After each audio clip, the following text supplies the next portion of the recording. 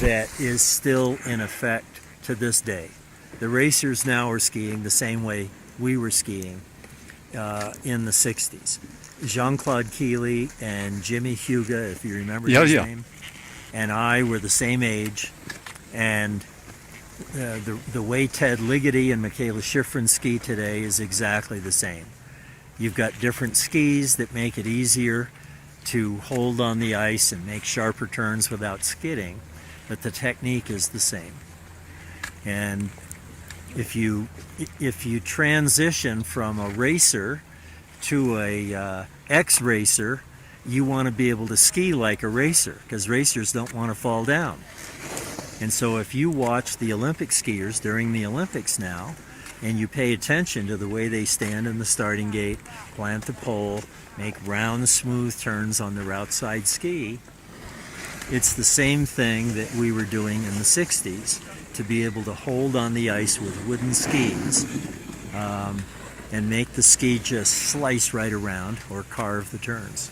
Franz Klammer, in an interview, he says that the skiers in the downhill today have to have pylons for legs. He said it's a different game than it was when he was doing it. He's relatively average size, would you say, or even a little thinner than average?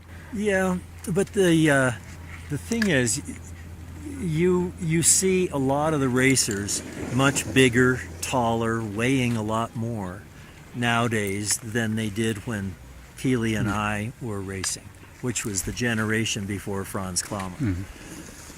But at all the big race courses, and the best example is Kitzbuehel. Kitzbuehel doesn't reward the biggest, tallest, heaviest racer. Kitzbuehel, if you're really big and bulky, you go with more speed off a steep across the flat. But every time you turn, you have to use more edge. So all the big race courses in the world even out. So it doesn't matter how tall you are, how much you weigh. If you think it does, then it will make a difference. Did he say that because of the speeds and the equipment, that you need to have these pylon legs? No, you just see that more often now, because racers pay more attention to being in shape.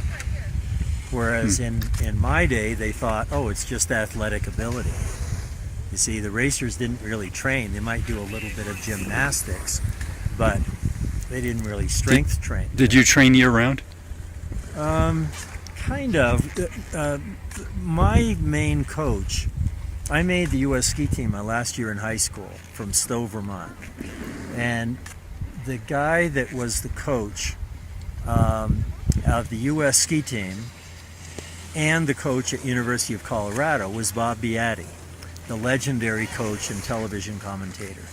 Well, Beattie was a football player at Middlebury, and then he came out to University of Colorado to coach, be an assistant football coach. Then he also coached the ski team. So he applied getting in shape because that's what Vince Lombardi did. And so Beattie was really a tough coach to get us ready for, the last 15 seconds of the Lauberhorn downhill. Because if you run out of gas at the 2-minute mark, you're not going to win the race. So if you want to win the race, you better get in shape. So,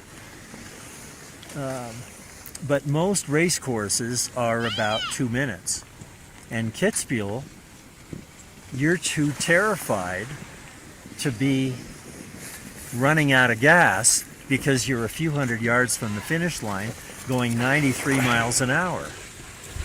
And so you don't dare fall down. But I can remember getting to the finish line at Kitzbuehel in training, and my legs are just shaking. I can barely stand up.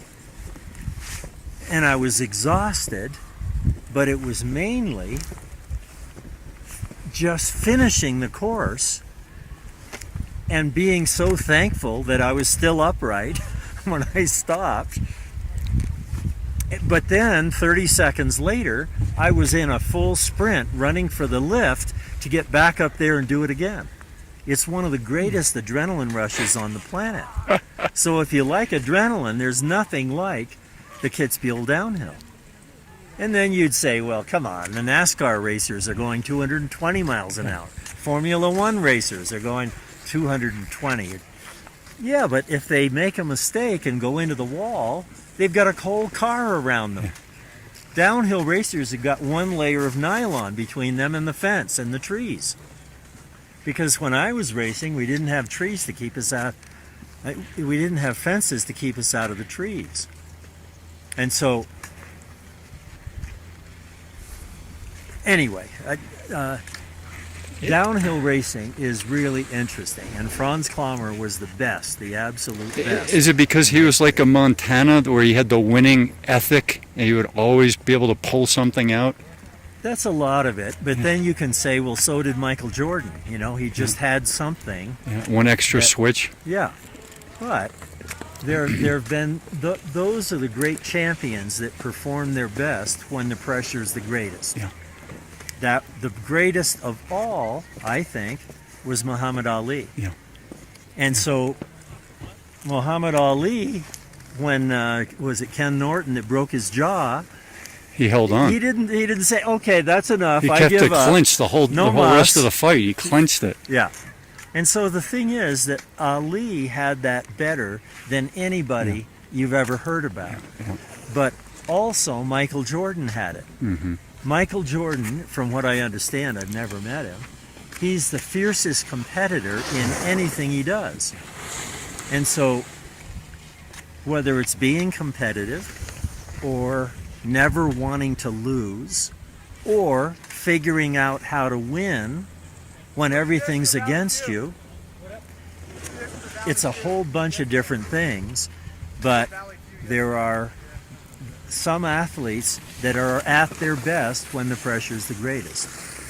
Mikaela Shiffrin is a good example of that. And you're going to see that in the next few days. And you know, she's 22 years old and she's better under pressure than she is in practice. And that's what the great athletes have, is that ability. So my book is about, I'm a recreation and maintenance oriented, like Jack LaLanne type fitness person, and I do sports, but I'm mainly a fitness person.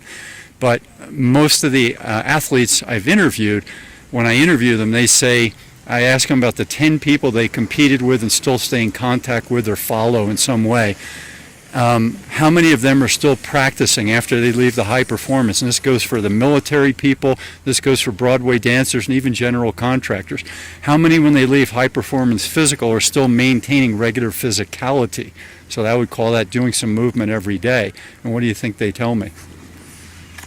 They probably tell you that they maintain some kind of level or interest or activity to keep them in relatively good shape. So you would be the part of the under 10%. I've interviewed 800 people. Part of the under 10% who's still maintaining regular physicality.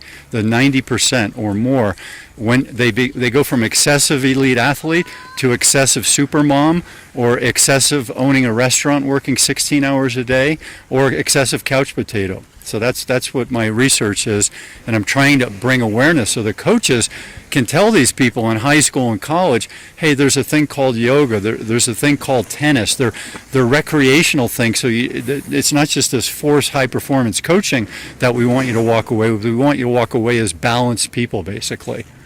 Yeah, and it's interesting because athletes are individuals. There have been great football players who, when they stop playing football, they balloon up. They balloon up, yeah. Right. But football is tough on your body, so they aren't going to play touch football just to keep active. They don't know badminton. That's right. And they'd be too embarrassed to go from the NFL to badminton. So, but the thing is that I am not that active. I am not, crazy about staying in shape. But I try to do little things that are relatively easy to do. I try to not take the elevator up. I had a doctor in New York that used to fix my ankle whenever, and my back whenever it went out. His office was on the 11th floor, and he never took the elevator. And so you'd think, come on, he's just walking, what good? But he was in great shape. He was one of the world's best mountain climbers. And so he didn't climb mountains when he was in his 60s or 80s or 90s, but he walked up the stairs. Who was he? Dr. Hans Kraus. Krause? S. And he was kind of the father of sports medicine, and he would be interesting for you to take a look at. Is he passed on? Yeah. But he wrote several books. He was JFK's back doctor. He was a top climber, mainly rock climber, from Germany, and set some of the records for climbing in the Schwandunks outside of New York City, and in Europe and Yosemite and so forth in his early days. But he realized the value of your mind when you're trying to do anything at the highest level. I am not a good athlete at all, but I was very analytical, and I used to study film frame by frame of the best skiers in the world. Buddy Warner from Steamboat Springs. I had pictures of him on my wall. I wanted to ski like Buddy Warner because he is still, to this day, the only American who has ever won the Hahnenkamm downhill. And when Buddy Warner could beat the Europeans on their own turf, winning the Lauberhorn and the Hahnenkamm and all of these great legendary downhill race courses, and then slaloms also, I wanted to see what he did. Did he stand in the starting gate like this? Did he plant his pole like this? So you learned early about that. But through analysis. Yeah. But also, I learned about visualization because I used to practice memorizing things. I read an article about the conductor of the Boston Philharmonic Orchestra, who used to memorize things like his wife's grocery lists and people's telephone numbers, because he had to memorize a 75-page score to conduct.